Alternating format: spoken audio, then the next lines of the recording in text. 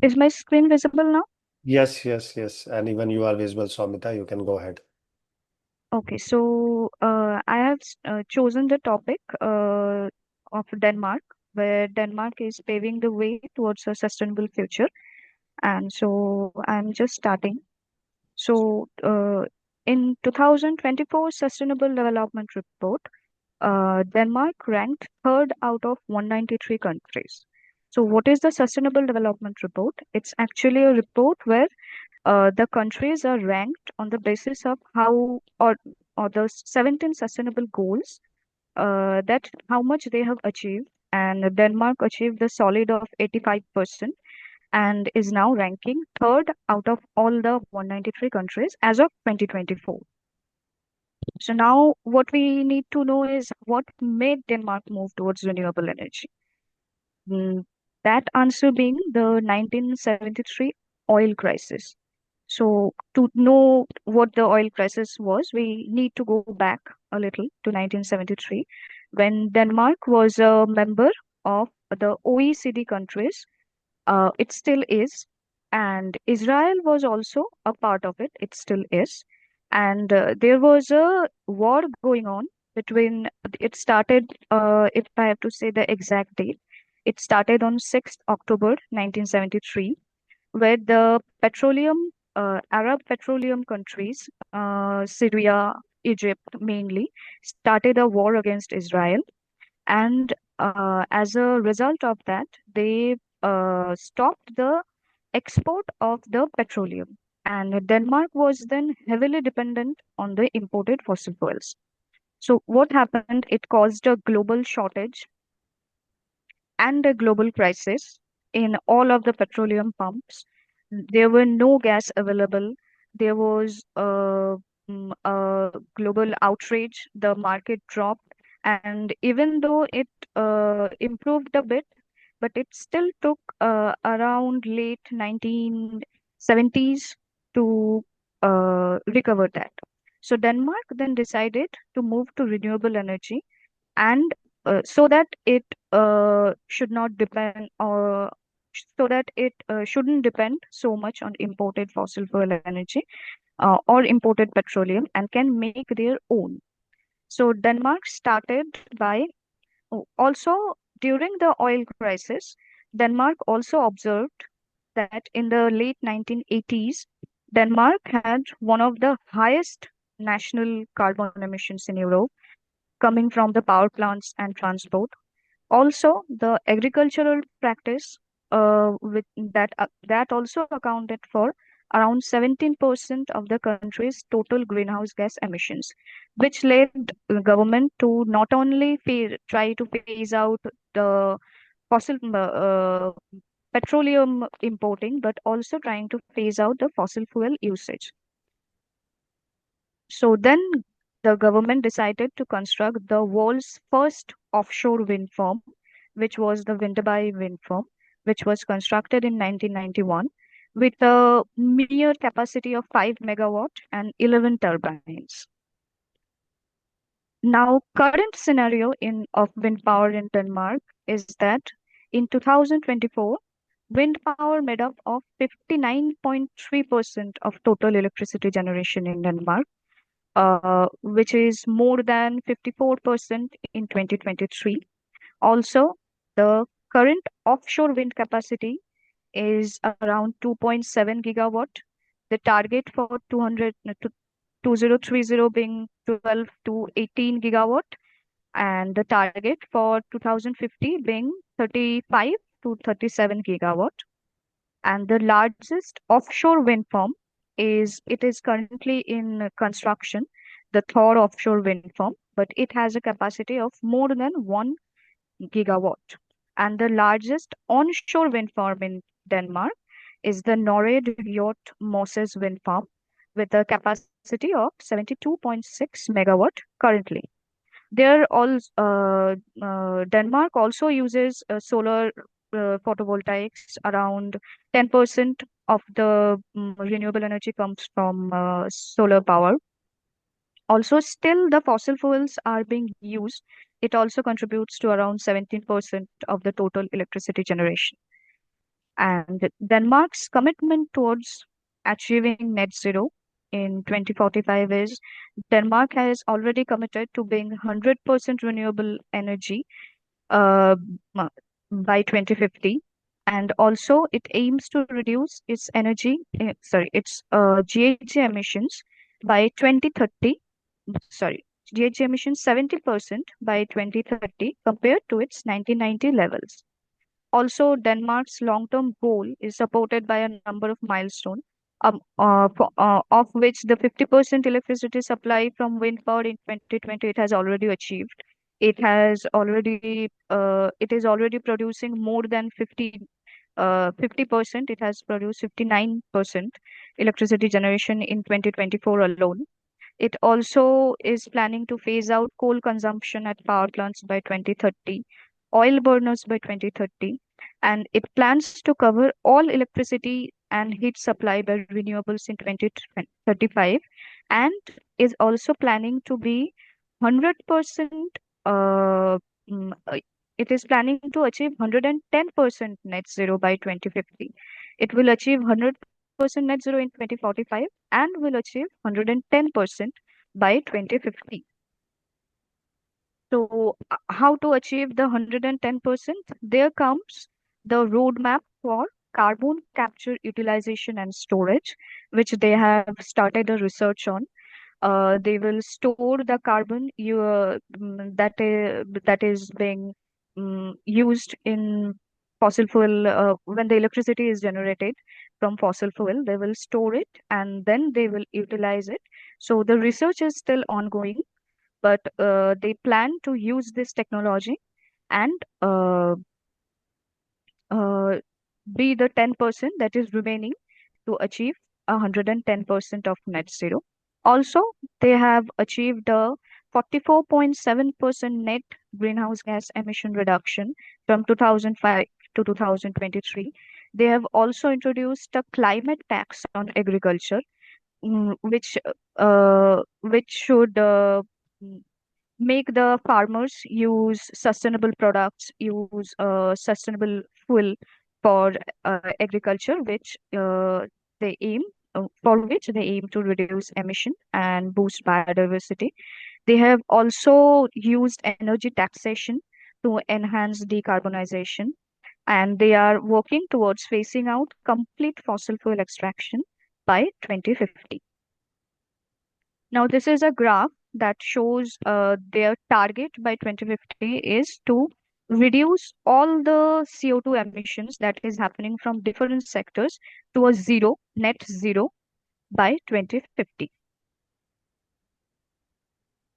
Now comes Denmark's accomplishment, one of the accomplishments, it's a carbon neutral vessel.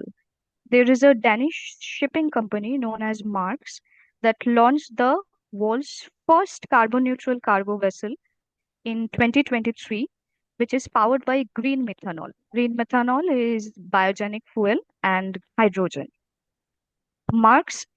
Aims to achieve net zero greenhouse gas emissions in its business by 2040 because it wants to achieve net zero or a carbon neutral fleet by totally it plans to make all of its fleet carbon neutral by 2050.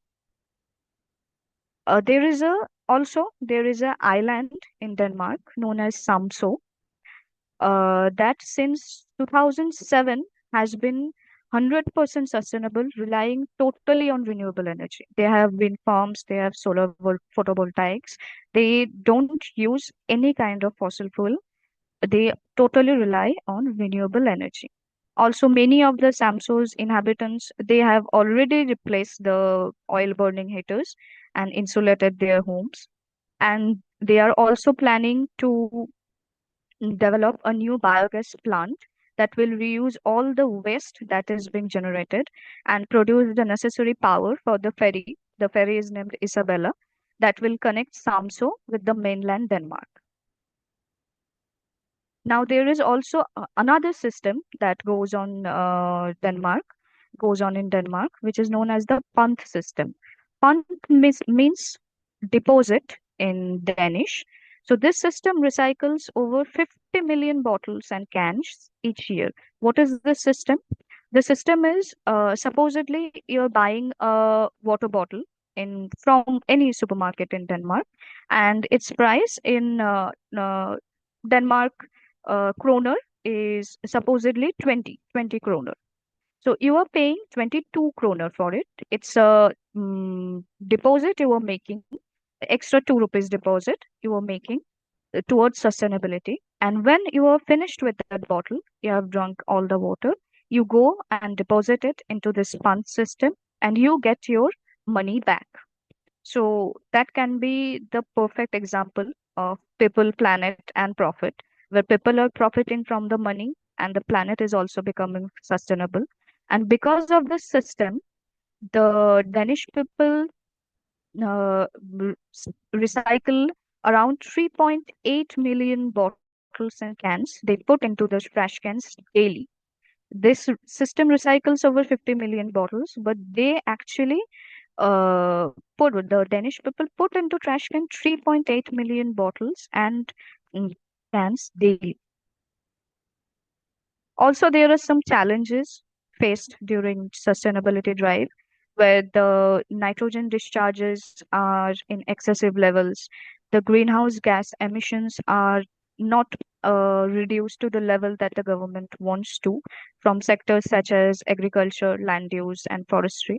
That is why in the previous slide, I said that government has introduced a climate tax on agriculture as well, so that the farmers are forced to reduce their GHG emissions and move towards sustainable products.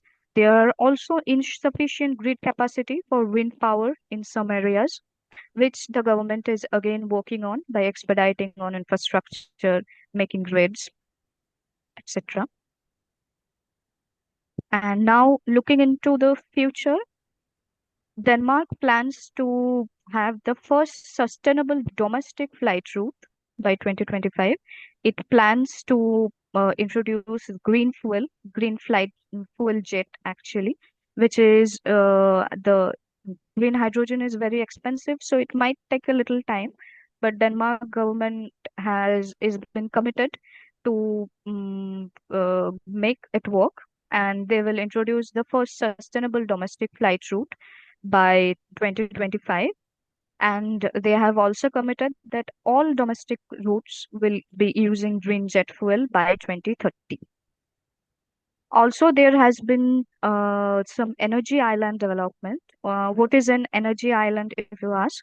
An energy island is an island that can store energy. They can also produce energy like wind farms. They can also store the energy so that it can be 100% renewable also. And there has been two energy islands. They are under construction.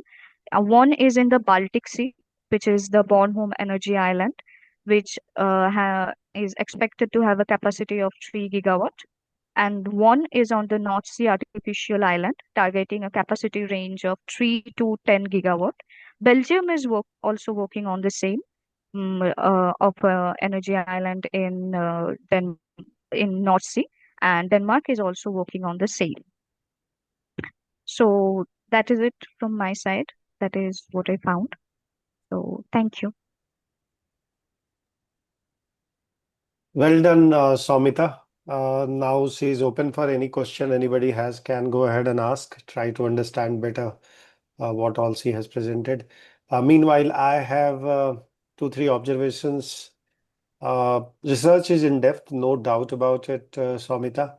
What you could have done extra is, apart from the initiatives, how these initiatives are enabling Denmark to achieve their targets. That linkage was missing. For example, you said for 2045 is their net zero emission, and then they will have 110% by 2050. Now, which all activity is propelling them to achieve that? For example, you said at different occasion talking about wind farm initiatives they have done. They are also doing a CCUS initiative. So that linkage in one slide, if you could have done, then it would have made more relatable to the audience and a stakeholder who is looking into your outcomes based presentation. So thank you. However, it was very good. There is no doubt about it. It was in depth. Uh, Same thing I have heard for 5 times before, and it's still something new today I found out. And one of those thing was specifically related to how they are incentivizing their population for 20 corona, that bottle. You will Yes. be amazed to know that in India, one place I was visiting this year in beginning in January, and they have done the same thing. You know the place? Of course, they are not giving 20 coronas, kronas. Yeah, they are giving 10 rupees, 20 rupees. You know which is that place? No, sir. Anybody? I know somebody knows here who is there, Sure. your batchmate. One of the person. He comes from that particular locality. It's called Tirupati. In Pati, sir. Oh, Tirupati, they Yeah. have given you have to carry uh, Glass glass bottle water. bottles. Correct, Narendraji? Yes, Narendraji, exactly. why don't you Once tell they us drink that initiative? once they drink the water, while approaching towards the temple, they can give it back, that water bottle, glass bottle, empty bottle, and take 10 rupees back. So of It course, will see, they are not. not making money out of it, but it is a kind of complete recycling of plastic bottle on the hill, Tirumala Hills. And trust me, it's very clean, no plastic, even on the rocks. Generally, whenever you go to a tourist destination or religious destination, that place is always clean. There is no doubt about it. Go, for example, Vaishno Devi Hills, etc. But below, you will find on the hills, people are throwing those plastic bottles. That has changed in Tirumala. So that was quite impressive for me. Yeah. So good you have highlighted that case. Thank you, Somita, for such a nice, deep presentation. Appreciate it. Okay, thank you, sir. let's go to second candidate. Who wants to go next? Where is the leadership in our pack? Somita, being youngest, became the leader. So who is going to become next leader? Or shall I force you guys? Chalo, I have to ask. Okay, Indranil ji, can we have your presentation now? Since the youngest went first, shouldn't the oldest go last? I hope not. It should not go in that sequence. Okay. You will be the good candidate to go ahead. Please go ahead. Share Okay, your no, screen no and problem. take up the stage. Just before, must say is not anywhere close to Somita's, but Uh, that you have to improve. Of course, that's a good feedback to have your own self. yeah, yeah. Uh, So I have been I very impressed with Somita's here. I am not very conversant with PPTs. indeed, indeed. I am more with Thank you very Excel and much. all. No, you have covered the depth and the width of this topic, which is IKEA initiative of GHG mitigation. You have also covered different initiative. Uh, Improvements can be done on any area you want to. Life is all about improvement, and Kaizen is that word that every time you improve, again improve, right? As a positive Yeah. note, sir, from my side, Yeah, please go ahead. Please go even ahead. Anybody has 50% any of the question? even 50% of the IGM management people are not aware of this concept, if I'm correct. What I did not get, You I did not see, get you. Even 50% of the management, IKEA management, are not aware of this content, sir. If I'm the correct. Okay. content which you are telling, which Okay, you are okay. telling. Possible, possible. In India, means of course, recently their CEO was here, CEO or COO in Delhi. As he was talking about that 30% of local content they want to increase. Currently, they have a 30% local content. Across world, they are doing 50. So they want to increase that local supply. But as we are aware that our woods are too costly and not readily available for manufacturing purposes. So they bring it from Indonesia, etc. Uh, and in that, of course, I believe she might be knowing everything, but not the local staff. So One more possibly thing, sir. In the earlier presentation, I came to know that I read in an article the domestic flights in UK are reducing day by day. Domestic travel. people Even are not preferring to use, they're not preferring to use. distance between the countries are very minimum compared to India and other countries. True. And The still they were using heavily yeah, domestic flights. And in India, it is other way around because it's a kind of experience, right? India wants to take that experience even though in the middle income zone. So that is increasing. Low income zone, sir. Low income zone. Yeah, you can say that. Okay, thank you very much, Thank Indranil. you. Thank you. Good stuff, and we found out very interesting. Uh, okay, so anybody else who wants to go, or shall I start with part two and then we come back to people who are little shy to do the presentation? Manoj, your presentation is pending. Okay, let's do one thing. Let me cover part of part two, which is sector specific guidelines. It will not take more than 20 to 25 minutes, maybe half an hour. And then we will come back and then we will have Manoj, Narendra ji, your presentation. Still you are not prepared. We have taken 1 day break. Yes, sir. Yes, sir. Acha, you have prepared. That's good. Anurag, Chetan, Kanak, Joe, all of you, we will come back and then we will have it.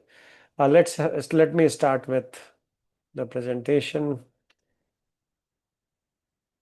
Sector specific, okay? Material is too much, so you guys need to take some screenshots as well, okay? Once my screen is visible, just let me know.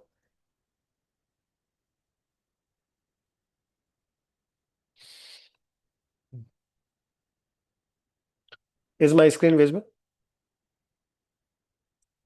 Yes, sir.